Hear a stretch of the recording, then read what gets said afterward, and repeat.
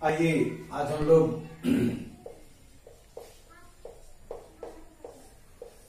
व्याकरण के शब्द को हम लोग अलग अलग 4 दृष्टिकोण में पढ़ते हैं। शब्द का अलग अलग 4 दृष्टिकोण।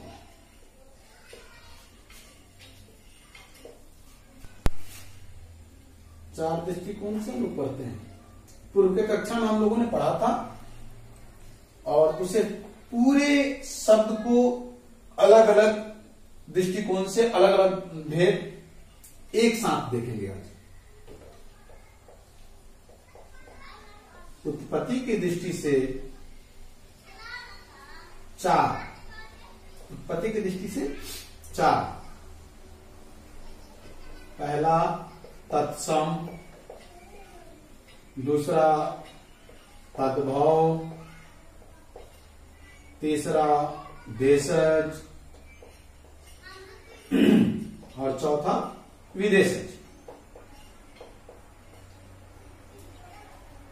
अब रहा अर्थ की दृष्टि से। अर्थ की दृष्टि से भी 2, सार्थक, निरर्थक। ये रहा उत्पत्ति की दृष्टि से तत्सम, तद्भव, देशज, विदेशज, ये 4 होते हैं। अर्थ की दृष्टि से 2, सार्थक और निरर्थक, जो हम लोग पढ़ चुके हैं। अब हम लोगों को जो पढ़ना है वो पढ़ना है प्रयोग की दृष्टि से, वो भी 2, विकारी, अविकारी। ये प्रयोग की दृष्टि से। और आखिरी हम लोगों का है रचना की दृष्टि से 3,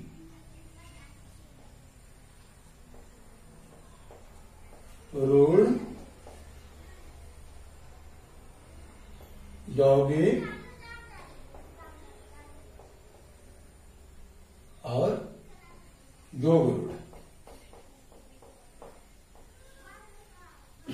यह है रचना की दृष्टि से। यह है प्रयोग की दृष्टि से। हो गया।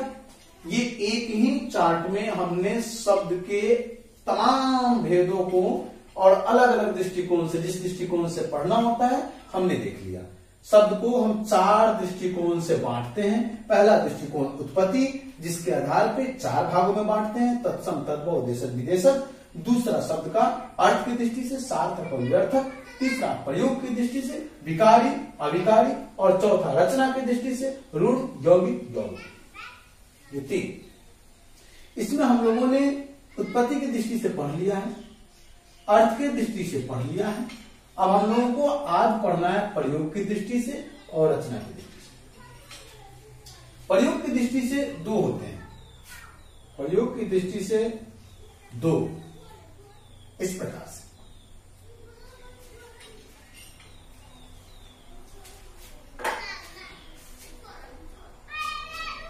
पहला विकारी। विकारी शब्द सीधे शब्दों में कहा जाए तो विकारी का मतलब ही होता है बदलाव।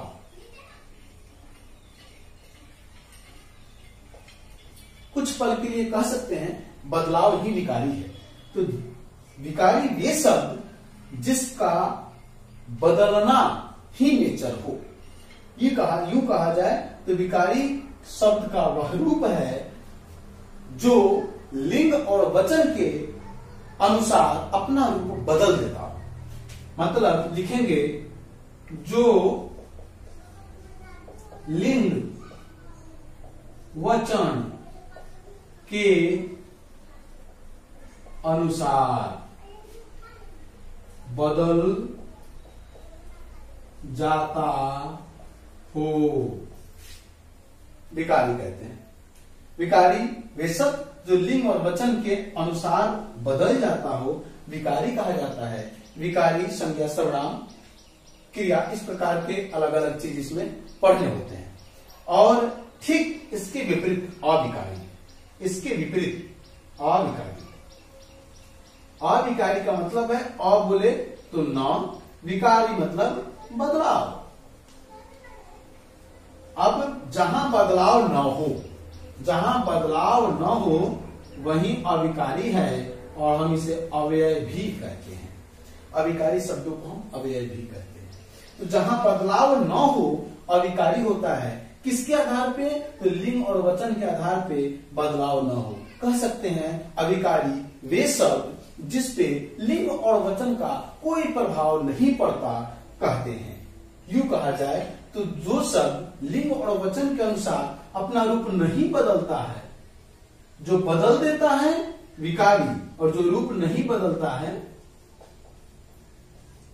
नहीं बदलता, वो अविकारी, अव्यय भी कहते हैं। विकारी वे शब्द जो लिंग और वचन के अनुसार अपना रूप बदल देता है। अविकारी वे शब्द जो अपने रूप में सदैव रहता है, जिसका रूप लिंग और वचन के अनुसार नहीं बदलता हो, अविकारी कहते हैं। अविकारी में 4 अलग अलग रूप हैं अविकारी के। समुच्चय, समुच्चय बोधक, दूसरा संबंध बोधक,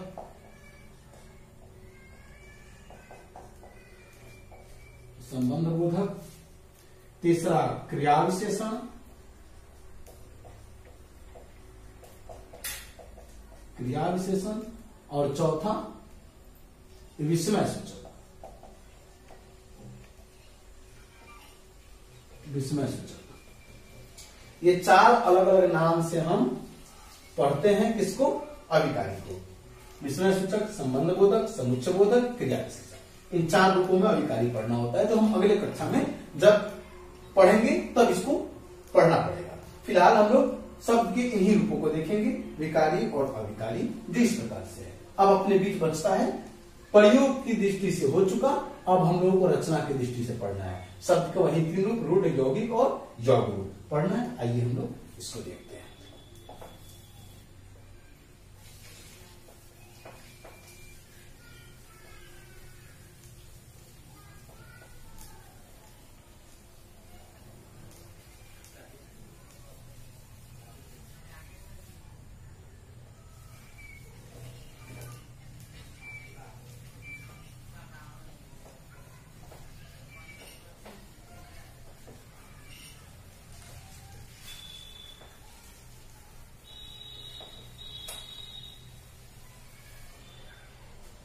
अब हम लोग पढ़ते हैं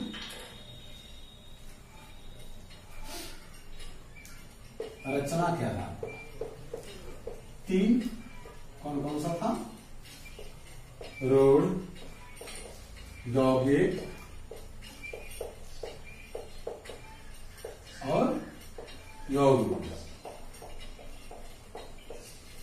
ये 3 अलग अलग रूप हम लोगों को रचना के आधार पर पढ़ना है। रूढ़ कहने शब्द से ही पता चलता है कि जिनकी उखड़ी हुई विचारधारा हो, उखड़ी हुई विचारधारा जिनमें रुखड़ापन हो, जो मिलने के बाद ही कुछ कर सकते हो, बिखर के कुछ नहीं कर सकते, रूढ़ होता है। जैसे कहा जाए तो रूढ़ शब्द का वह रूप है, रूढ़ शब्द का वह रूप जो टूटकर अर्थ नहीं देता हो, एकदम सहज, जो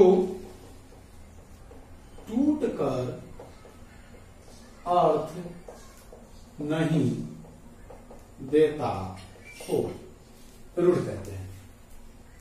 वे सब जो टूटकर अर्थ नहीं देता हो, रूढ़ कहते हैं। दूसरे शब्दों में इसे परिभाषित करने के लिए हम कह सकते हैं कि जिसके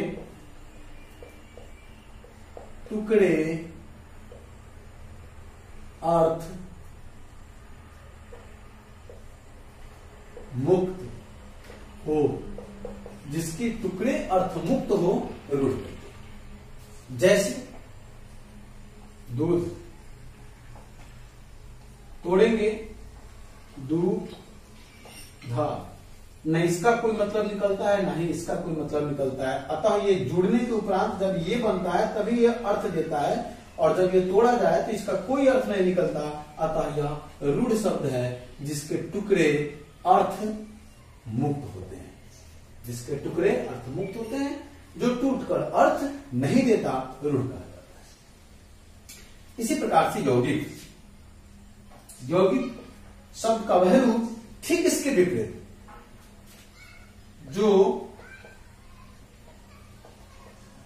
टूट कर भी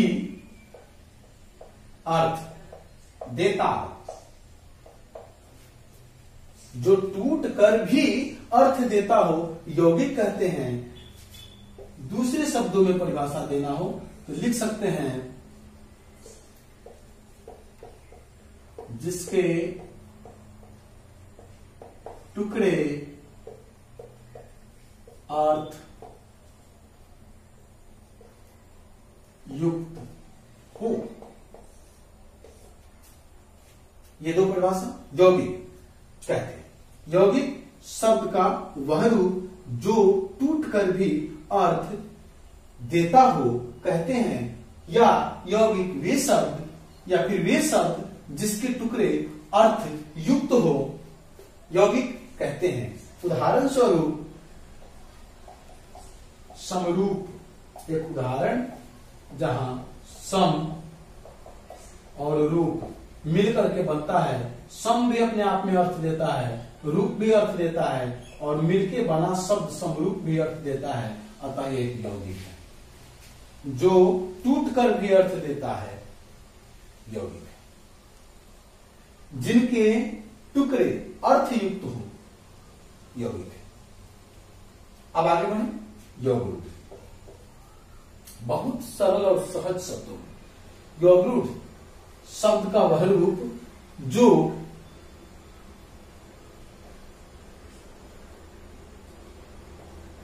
जो टूट कर भी अर्थ देता हो, किंतु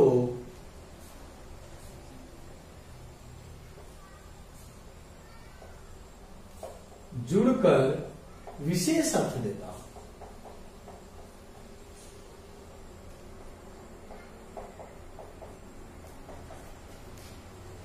यौगरूढ़ जो टूट कर भी अर्थ देता हो किंतु जुड़कर विशेष अर्थ देता हो, जो जुड़ने के उपरांत विशेष अर्थ प्रदान करे और टूटने के उपरांत भी अर्थ दे, उसे हम यौगरूढ़ कहते हैं, जो इन दोनों से बिल्कुल भिन्न है।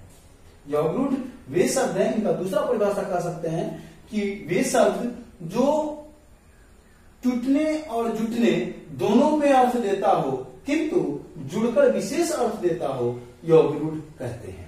यहां मैंने वही परिभाषा लिखा कि जो टूट कर भी अर्थ देता हो किंतु जुड़कर विशेष अर्थ देता हो, यौगरूढ़ कहते हैं।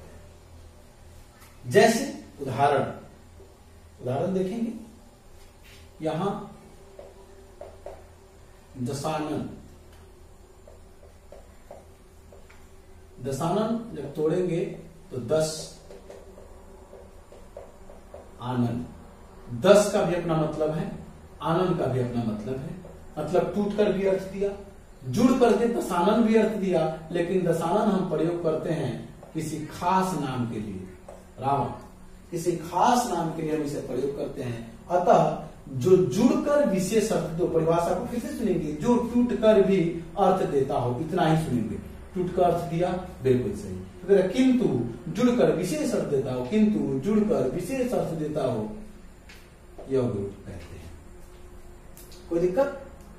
ये रचना की दृष्टि से 3 रूढ़, यौगिक, यौग। रचना की दृष्टि से हमें यही 3 रूप पढ़ना होता है। प्रयोग की दृष्टि से हम लोगों ने 2 रूपों को पढ़ लिया। अर्थ की दृष्टि से हमने 2 रूपों को पूर्व में भी पढ़ चुका है, और उत्पत्ति की दृष्टि से हम लोग 4 रूपों को पूर्व में ही पढ़ चुका है। अब हम लोगों को शब्द के 4 दृष्टिकोण से अलग अलग रूपों को पढ़ने का कार्य यही संपन्न होता है।